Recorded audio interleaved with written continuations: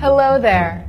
Have you ever dreamt of getting rich, like really rich? Then come to Brazil and become a politician. It's even better than winning the lottery. As a politician, you can steal, you can bribe, you can even commit homicide and get off scotch-free. Here are just some of the 5 benefits of being a politician in Brazil.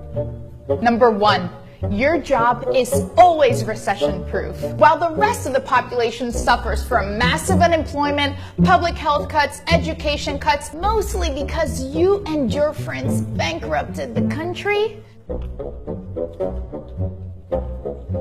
don't worry, your compensation is never at risk. And since Congress is the one that sets its own compensation and benefits, you and your colleagues can give yourselves a raise whenever you want, which is exactly what the Brazilian Congress did when it increased its own already bloated benefits. While at the same time, the country was shutting down public schools, public hospitals, because it allegedly didn't have any money left. Whoops. Somente que eu tô revoltado sozinha nessa porcaria aqui! Não posso fazer nada pelo excesso de pacientes doentes! E a secretaria, o governador não faz nada! Number 2, you will live in impunity. Feel like diverting more than $10 million from a public road project into offshore bank accounts like Congressman Paulo Maluf, who is now wanted by Interpol? Or maybe of even having lobbyists make payments to your mistress, like Senate President Renan Calheiros? Or even of allegedly attempting to have one of your political rivals killed off, like current House Speaker André Moura? Even if the authorities do find out, as a politician, most of you have a legal privilege called o foro privilegiado, which means that you can only be tried by the already overburdened Supreme Court, a notoriously slow body of 11 people who have tens of thousands of new cases every year, which means that you'll most likely never be tried for a crime, walking out with your freedom in hand. Unless you really manage to screw up, like former House Speaker Eduardo Cunha, who dug his own grave by lying in court about having millions of dollars stashed in Swiss bank accounts, leading him to be expelled from Congress, thereby losing all of his legal privileges. Number 3, being a politician comes with some amazing benefits. You will get a clothing allowance, a food allowance, a housing allowance, a living stipend allowance, all paid by the hard-working taxpayers. Um estudo da organização Transparência Brasil concluiu que os parlamentares brasileiros são os mais caros do mundo. O minuto trabalhado aqui custa ao contribuinte R$ 11.545. Por ano, cada senador não sai por menos de 33 milhões de reais. O custo anual de um deputado é de 6.600.000 reais.